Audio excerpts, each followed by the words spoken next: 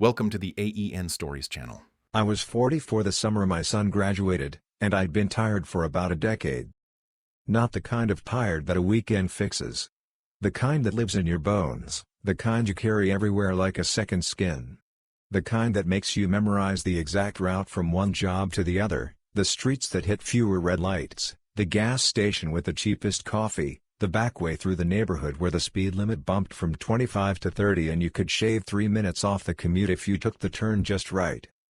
When people asked why I worked 2 jobs, I had a neat answer. College isn't cheap. They'd nod and say something like, "You're a good dad," and I'd smile because it costs nothing to take the compliment. But the truth felt more complicated. My father used to tell me a man's responsibility was simple: leave things better than you found them.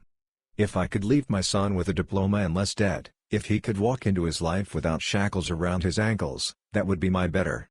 That would be enough. The plan had seams, small ones, and they started with my truck.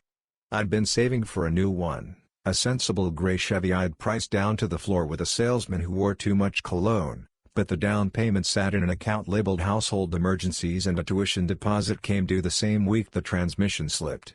I imagine there's a universe where I bought the truck and let the other stuff figure itself out, but it isn't this one.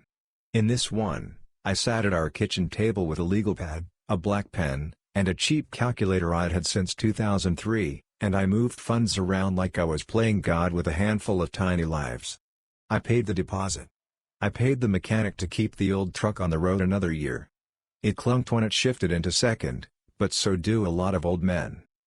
My wife was 39, which is to say she was beautiful in the way women are when they've developed a friendship with themselves. That's how I always thought of Claire. She wore her hair in a neat bob and had a serpent's ability to shed her style and reappear new every few seasons. You know the type, the mothers at school who always remember Teacher Appreciation Week without a reminder, who brought a dish that looked like a magazine spread and tasted the same. I loved watching her move through a room the way other men love watching sports. She had a way of making people feel chosen. In the beginning, I was sure I'd been chosen, too. We met in a diner when she was 22 and I was 27, back when I still thought I'd be a shop teacher forever. I had grease under my nails and a toolbox in the bed of my truck, and she had a spiral-bound notebook and a list of classes she could barely afford. Our first date was a walk through Target because I needed socks and she needed a shower caddy.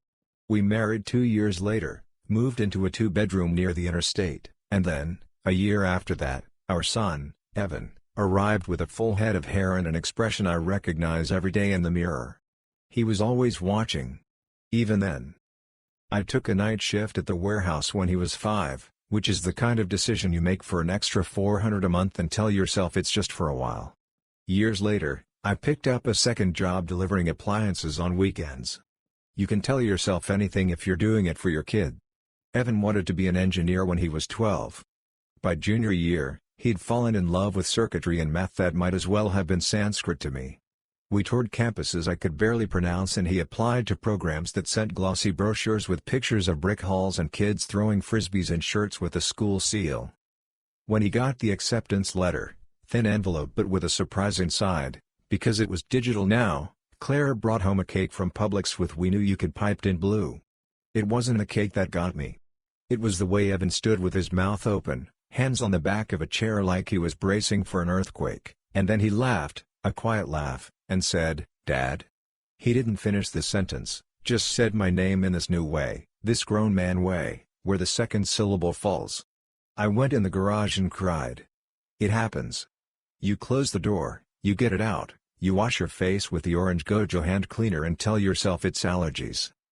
Through all of this, our marriage was a thing I told myself we'd get back to. Every missed date night was a rain check, for a season when we'd have more money and more sleep and fewer reasons to say no. Claire started saying she felt invisible. It happened slowly, the way seasons change, one leaf at a time.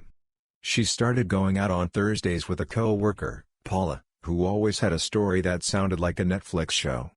New guy in sales, funny TikTok, a new Pilates studio with dim lighting and house music. Claire would come home at 10 and smell like the citrusy perfume she liked and something you only smell in bars. My mother called it the smell of choices. I'd be sitting at the kitchen table with a stack of W-2s and bank statements, trying to figure out if we could squeeze the last tuition payment before fall. She'd tell me about the new espresso machine they got at work, the little things that made up her day, and somewhere in there, her eyes would dart towards the stovetop clock. "He's only working," she said to Paula once, not knowing I could hear them through the baby monitor we still had plugged in but used now for guests in the spare room. "I'm right here and I don't know, empty. Like I'm a placeholder for the woman he thinks I am." "I hear you," Paula said, which is a phrase that can mean 100 different things. I didn't go in there. I stood in the hallway and watched the green bar bounce when their glasses hit the table, the baby monitor giving me the shape of their conversation with no detail. People think the betrayal happens all at once, like a glass breaking. In my experience, it's gradual. It's a rope rubbing through a tree branch and nobody thinks to move the rope or pat the branch. We took family pictures that spring in shirts that made us look like a Ralph Lauren ad. The photographer told us to be natural, which to me is like telling a dog to drive. I put my arm around Claire's waist and the position felt both familiar and foreign, like my hand was a tenant in a building I used to own. When she laughed, she leaned away from me and toward the camera, toward the light. The man she would have the affair with worked in her department, a guy I'd seen once at a holiday party, 27, maybe 28, hair that fell just so, an easy confidence I recognized from wild horses and high school quarterbacks. He carried himself like someone who'd never had to ask twice for anything. I remember he complimented my son on the sneakers my kid had saved up to buy. He called him bro, and Evan had smiled because he was 17 and that word still held currency. I didn't know then. The graduation day was a Saturday in May that started hopeful. In America we love ceremony, we like to make our achievements official. We sat in a basketball arena under banners that promised excellence and integrity, both of which feel sturdy until they bump into the edges of a human life. Evan wore the cap he'd decorated with a small gear symbol and the line, "Problem solved." I think he meant it as a joke, and it made me stupidly proud. Claire had told me she'd stay home that morning to get the house ready for the party friends and family were coming by after the ceremony. She wanted to set up the folding tables on the lawn and hang twinkly lights in the oak tree. She'd already ordered sub platters and a tray of brownies. She said she'd watch the livestream from home. "I hate crowds," she said, and it wasn't untrue, though she'd put up with them for concerts and Black Friday. I believed her. That's one of the ways marriages fall apart, not in the betrayal itself, but in the believing. In the arena, as the dean droned on about the future, my phone buzzed. It was a group text from a number I didn't recognize, a handful of pictures blasted out with the kind of idiotic cheer people use when they're drunk and mean no harm. A co-worker of Claire's sent something to a list that must have included me by accident.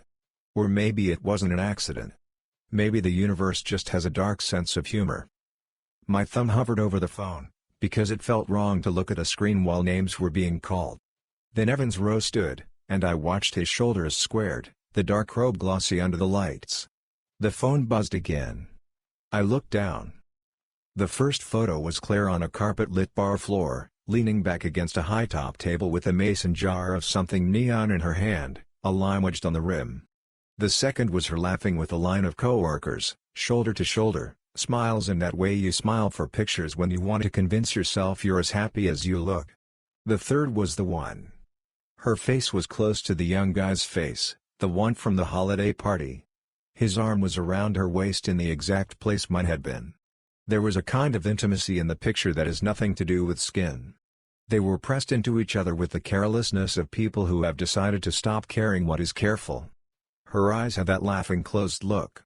In the corner, somebody had added a sticker, a red party cup and confetti. The caption said, "Spotted, Claire ditching domestic life, smiley face emoji." I don't remember standing. I only remember the way the arena noise receded so completely I could hear the rubber soles of shoes on the steps as a late family climbed to their seats. I heard a baby hiccup. I heard the metal clang when someone let go of the rail. I read the caption again, as if a second pass would give me context I must have missed. I missed Evan's name, and I'll never forgive myself for that. I found his face on the screen late because he elbowed the kid beside him and nodded in my direction, and I realized he was looking for me.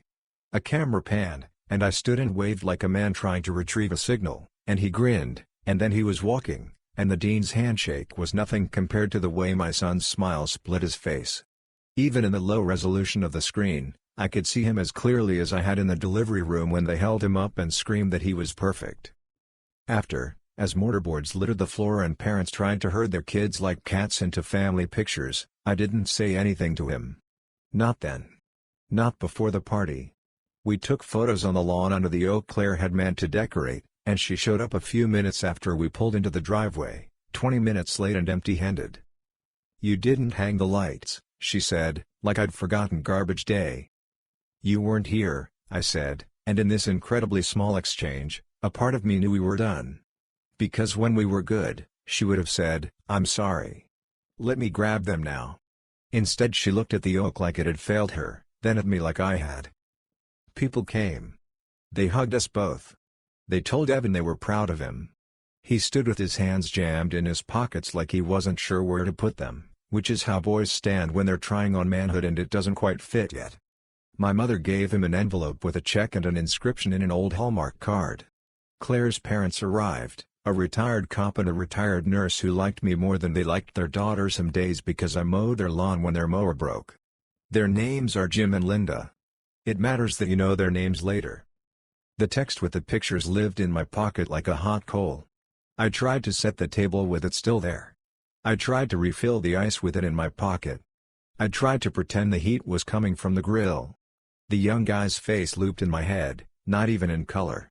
If you'd asked what I was thinking, I might have said something like, "It didn't mean anything." I wanted so badly for it not to mean anything. Looking back, I think I already knew exactly what it meant. Claire moved through the crowd like a cruise director. She made sure people had drinks. She set a playlist that bounced between 80s pop and this new slow R&B she liked. She laughed at stories I hadn't heard. She put a hand on my shoulder once when I was tearing foil off the brownie tray and said, "Hey," in a soft voice that, for a second, took me straight back to the diner. The angle of her wrist, the tilt of her head. She slipped away before I could say any of the things that had crowded my throat all afternoon. Evan found me at dusk when the light goes soft and gold, the way photographers like it. He had his tie undone and draped around his neck like a scarf, and his hair was too long, and he looked 30 and 15 at once. "You okay?" he asked. He's always been like this. It's one of the complicated blessings of raising a kid who sees more than you want him to. "Yeah," I said, which is a word that means nothing and everything. He nodded, which is a kid's way of letting you off the hook. "I'm going to run to Max's," he said. "His mom made a sheet cake, and she'll die if we don't stop by. I'll be back before 10. I don't know why I said yes. Maybe because you don't break your life open in the yard with borrowed folding chairs and a tray of brownies and Claire's playlist keeping time on the wind. That matters to me. There is a right place to take a life apart. Or maybe there isn't, but I needed to believe there was. After people left and the yard looked like all-day parties look, the crumpled napkins, the mosquito coils burned out, the condensation rings on the tablecloth, Claire and I loaded paper plates into trash bags and stacked chairs in the garage. The threshold smelled like cut grass and spilled soda. "Can we talk?" I asked. She sighed in the way women sigh when they've been holding something, too. "Now?" "When?" She crossed her arms. "What is it, Adam?" I held my phone out like a peace offering. She looked, and I watched the moment hit her. I don't know what I expected. An apology. An explanation. The truth. Instead, she said, "You went through my phone?" "It came to me," I said, and that's when she laughed, quick and mirthless. "God, of course it did. Of course." Her hands moved to her hips in that postmen recognize from sitcoms and sales floors. We were clichés, and the thing about clichés is they got that way by being real too often. "Who is he?" I asked. I tried to make my voice even, to take the heat out. "How long, Claire?" She opened her mouth and closed it. Then she turned like she might walk back into the house. It took everything in me not to reach out and stop her. I've always had this instinct to fix, and the worst moments of my life have asked me to sit on my hands. "Don't you want to deny it?" I asked, finally. Her chin trembled in a way that made me think of how we used to joke in bed that we knew we were getting old when we started making noises getting out of chairs. She looked at the lights and then back at me. "A year," she said. I could feel the word in my teeth. A year. I didn't set out to. I felt invisible. "Adam. You're always working. I can't remember the last time you asked me how my day was and actually listened." "I asked you this morning," I said, and I heard the smallness in my voice, "as if you can tally care like a ledger. As if you can pay love on a strict schedule." "I'm not saying it to hurt you," she said. "It just happened. You don't trip and fall into sheets, Claire. I don't need you to be cruel." When she said it, I realized I'd been saving a lifetime of sentences for this kind of moment, sharp, brittle things that could break apart a person if handled the wrong way. I swallowed them. Mostly I swallowed them because of Evan. Because he would come home and walk into this house and I wanted his mother to still be his mother. "Who else knows?" I asked. "Paula," she said. "And my parents." I laughed, a sound that made her flinch.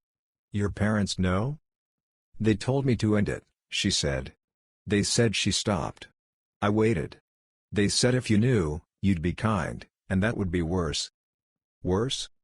"Worse because it would make me realize what I gave up." I stood with my hands on my hips because I couldn't think of what else to do with them. "Then realize it."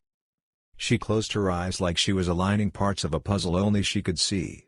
"I'm sorry," she said then, and it sounded honest in the way funerals are honest, too late to do anything but acknowledge the truth. Evan walked through the door while we were still in the garage.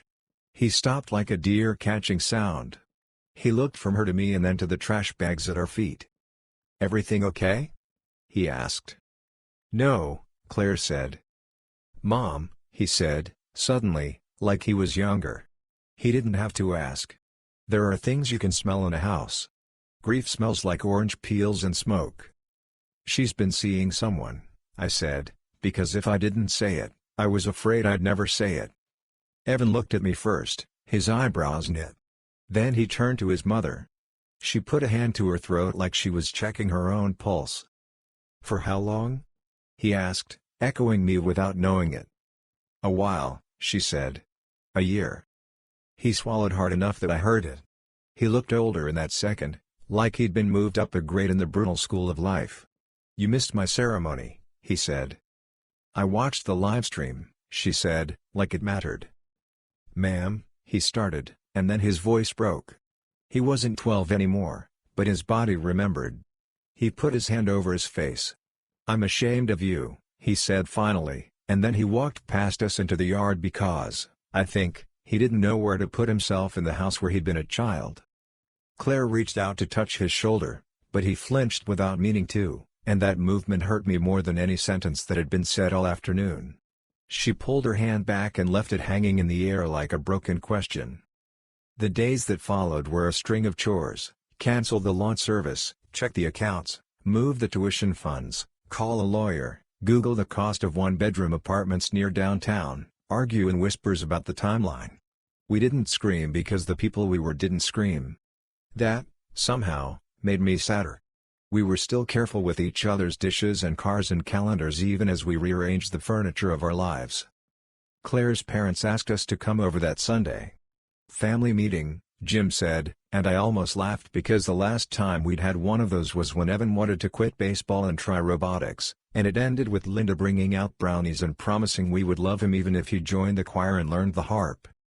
We sat at their dining table with a plastic tablecloth with cherries on it and the salt and pepper shakers shaped like tiny dogs, and Jim cleared his throat like a judge in a TV courtroom. "I'm angry with you," he told his daughter. He said it with a calm that landed heavier than any shout. "Your mother and I are also clear on something else." I waited for the part where I'd be the villain. It never came.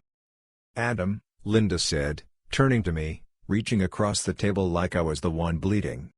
"You've been the rock in this marriage. You've worked yourself to the bone for our grandson. We've watched you do it for years. You are a good man." Claire looked down at her lap. I could see the place on her finger where her wedding ring had made a dent that would take time to fade.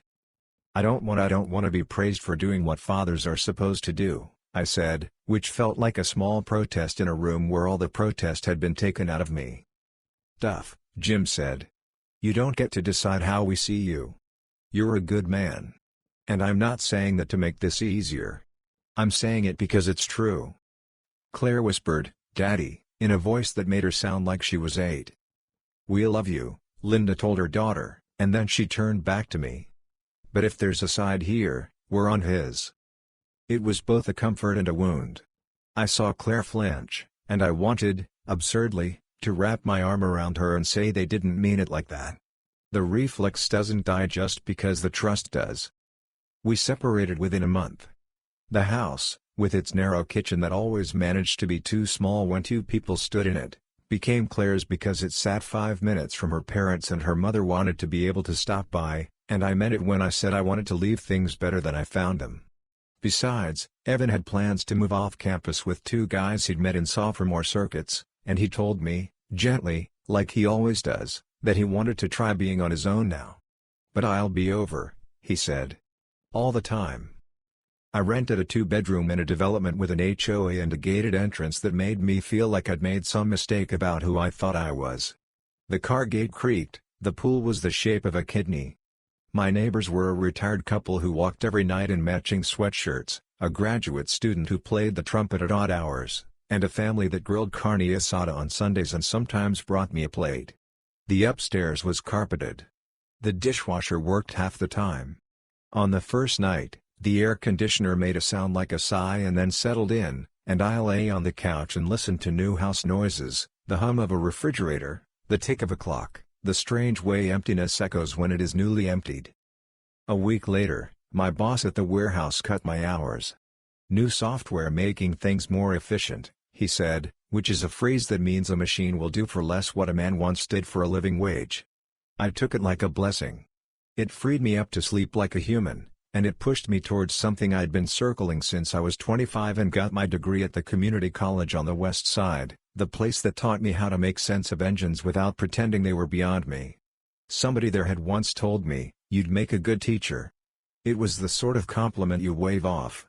30 years later, it knocks on your door and asks if you're ready to come outside. I emailed an old instructor, a woman named Drive Ruiz, who had a way of making wiring diagrams look like art. She remembered me. How could I forget my night owl who aced circuits after a full shift? She wrote. I told her I needed a change. I told her I'd been helping Evan with his homework for years, then I corrected myself, he'd been helping me. She asked me to come in. The community college had a smell I recognized, old coffee, dry erase markers, the faint metallic tang of a room where things had been soldered together. The engineering technology department lived in a building that looked like it had been designed by somebody who liked rectangles. Drive Ruiz gave me a tour and then handed me a stack of adjunct applications. It doesn't pay much, she said. But it's good work. You'll sleep different. I taught my first class in late August. Intro to Electrical Systems. The kids were a mix of retirees learning a new trick, moms with childcare breathlessly arranged just so, ex-soldiers, 20-year-olds who'd bombed their first semester at a 4-year and were trying again, and a few like my son, sharp-eyed, curious, good at math. I wore an iron button-down and my one good belt. My hands shook for the first 10 minutes and then didn't. Teaching is talking with a purpose. You talk to fill a space with understanding instead of noise. We went through Ohm's law like it was an old song. We lit LEDs on a breadboard and somebody in the third row said, "Whoa," like I'd pulled a rabbit from a hat. After class, a woman with a tattoo of a sparrow on her hand waited until the room emptied out and asked if I'd look at her schedule. She'd packed it with more than anyone should work. My boyfriend says I should just get a job at the call center and stop trying to be an electrician, she said. She was 29, wore a yellow hoodie, had 2 kids. She said it like she was asking permission to ignore him. You can do hard things, I said, because it's all I've ever known. But make sure you can sleep. I've learned the hard way there's only so far you can run on fumes. She smiled. You sound like my dad, she said. But like one who actually did the thing he's telling me. I took it as the compliment it was. Evan visited on Sundays. We cooked burgers on a little grill I bought at Home Depot. He'd stand at my counter and push his hair back and talk about a capstone project that involved a robotic arm that could help with repetitive tasks in warehouses, the irony not lost on either of us. I'd watch his hands, longer now than mine. He'd borrow a drill. He'd show me the trackers he'd designed to keep the arm steady. And sometimes, when he thought I wasn't looking, he'd look around my apartment like he was measuring a new house in a neighborhood where he used to live. "How's Mom?" I'd ask, and he'd shrug.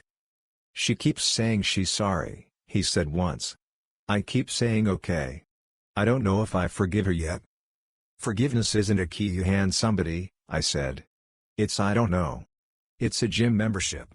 You go or you don't. It takes time." He grinned. "That's a terrible metaphor." "It is," I said. "But you get it." He did. He always does. There were nights, still, when I woke at 2:15 out of habit and made coffee like a zombie, and I'd be sitting at the small kitchen table with a mug and a pen and a pad with no numbers to add, and I'd feel the stillness like a weight. The loneliness didn't come like I expected. It wasn't jagged or loud. It was a lake that looked glassy until something moved underneath. I'd think about Claire and the ways people become each other's mirrors and then stop recognizing themselves. I'd think about the night in the garage and the way Evan had looked at his mother and said he was ashamed, and how in that one sentence I heard every time I'd let him down without knowing it. There's a ledger for fathers, too. It includes things like missed games and the last thing you said before lights out and the way your hands rest at 10 and 2 on the steering wheel when you drive.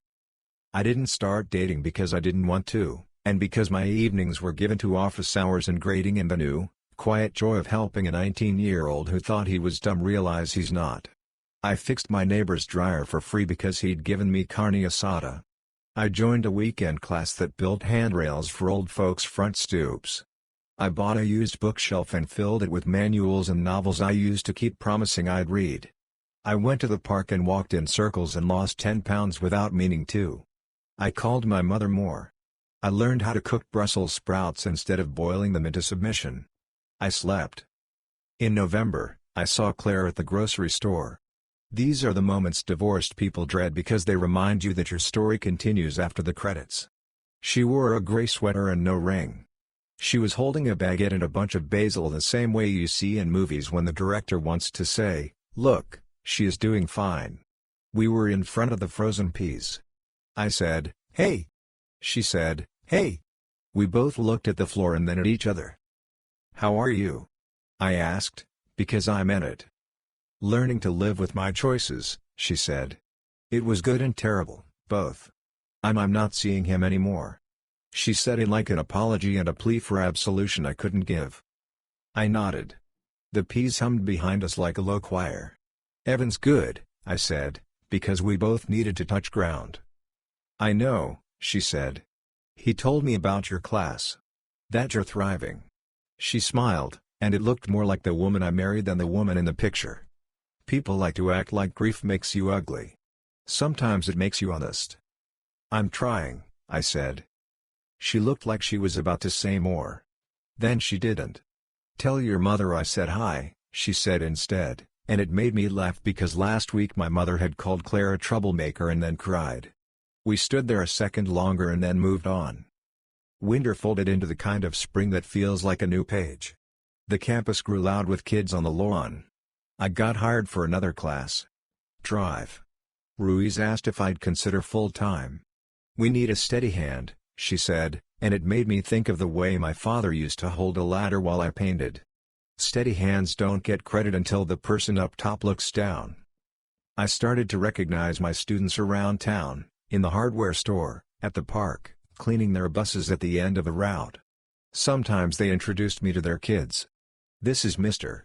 Wallace," they'd say, and the little ones would nod like they'd met a figure out of a story. One night, late, I got an email from the woman with the sparrow tattoo. Subject line, "I did it. The body, passed the damn exam. I'm going to be an electrician. My boyfriend can shove it. Thank you." I stared at it until the blue light of the screen began to ache. I closed my eyes. When I opened them, I wrote back, "Told you you could do hard things." Then I got up and poured myself a glass of water and stood at the kitchen sink and breathed like I'd just run a race I didn't know I was in. In June, Evan helped me move into a small house on the east side, not far from the college.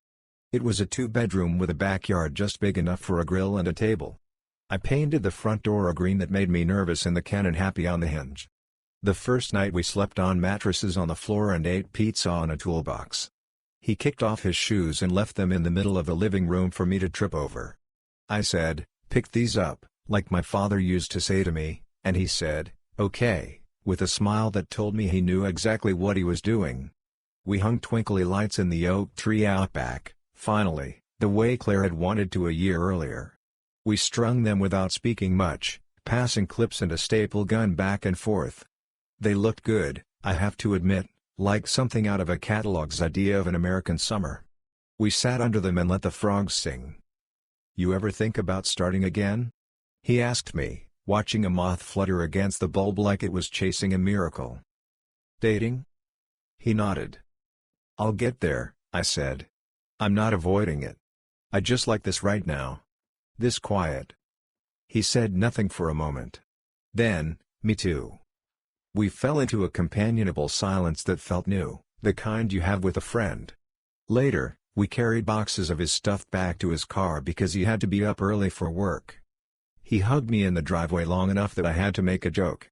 Okay," I said, patting his back. "You can come back tomorrow." "Bring the Brussels sprouts," he said, getting in the car, and then he was gone, his taillights making a low red path down the street. At graduation the next May, different program, same banners, drive. Ruiz asked me to announce the scholarship winners. I stood at the podium and looked out at 1,000 faces and thought about all the ways their lives would crack and mend. I thought about my own. I said the names slowly, because names matter, because they are the first gift parents give their kids and the one thing you carry even when the rest falls away. After the ceremony, as mortarboards rained again and parents stood on tiptoe to find their kids, I saw a woman in the crowd with short hair and a red dress waving at someone behind me. When I turned, I realized she was waving at me. It took me a second to place her. The sparrow tattoo. "I brought my kids," she said, though she didn't need to. The little boy had grape ice pop on his shirt and the girl clutched a daisy like a hand grenade. "This is the guy who says I can do hard things," she told them. The boy nodded solemnly. The girl handed me the flower. "You did the work," I said, because I meant it, because if there is a religion I can believe in, it is the church of showing up. Later, walking to my truck, I thought about Claire. I think about her less now.